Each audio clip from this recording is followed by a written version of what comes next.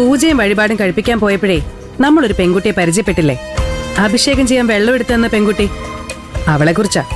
ഏത് പെൺകുട്ടി? കാറിന്റെ ഗ്ലാസ് എറിഞ്ഞ് പൊട്ടിക്കാൻ നോക്കിയ പെൺകുട്ടിയോ? ആ, അവളെ കുറിച്ച് തന്നെ. അവളെ നിന്റെ അങ്കിളിന് ഒരുപാടങ്ങ് പിടിച്ചുപോയി. ഇപ്പൊ നോക്കിയപ്പോ അവളെ കുറിച്ച് പറയാനേ നേരമുള്ളൂ ഇവിടെ. അവള് സഹായിച്ചുകൊണ്ടാണത്രേ പരിഹാര കർമ്മങ്ങളൊക്കെ നല്ല ഭംഗിയായി നടന്നത്. ഡാഡി പറയുന്ന സത്യമല്ലേ mummy? She's a lucky charm. ഹോസ്റ്റലിലാണെങ്കിൽ ഞാൻ അവളെ കൊണ്ട് പൊറുതി മുട്ടിയിരിക്കുക.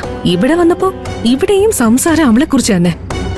ദേ കണ്ടില്ലേ, ഡാഡിയും മോന് 24 മണിക്കൂർ അവളെ കുറിച്ച് തന്നെയാ സംസാരം. അവളെ വാഴ്ത്തിപ്പാടുന്ന കേട്ട് കേട്ട് എനിക്ക് മടുത്തു. അവളെ കുറിച്ച് പറയുമ്പോ മമ്മി എന്തിനെങ്ങനെ ചൂടാവുന്നേ? അവള് നല്ലൊരു കുട്ടിയല്ലേ മമ്മി? നല്ല മര്യാദയുണ്ട്, സഹായിക്കാനുള്ള മനസ്സുണ്ട്. അതൊക്കെ നമ്മൾ നേരിട്ട് അനുഭവിച്ചതല്ലേ. മതി, ആ പെണ്ണിനെ വാഴ്ത്തിപ്പാടുന്നൊന്ന് നിർത്ത്. വാ വാ, നമുക്ക് ഫുഡ് കഴിക്കാം.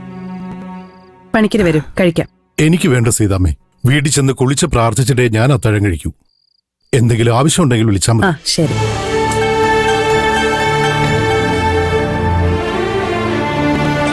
ദേ വാ. വാ.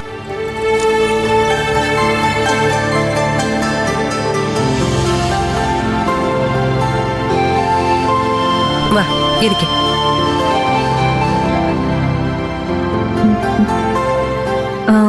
അങ്കിൾ അങ്കിൾ എന്തിനാ എന്നോട് പെട്ടെന്ന് വരാൻ പറഞ്ഞത്? നീ ടെൻഷൻ അടിക്കൊന്നും വേണ്ട മോളെ, ഒരു സന്തോഷ വാർത്തയുണ്ട്. അതിപ്പോ തന്നെ നിന്നോട് പറയണോന്ന് തോന്നി. സന്തോഷ വാർത്തയോ? എന്താ അങ്കിൾ? എന്തായിരിക്കും, നീ തന്നെ പറ.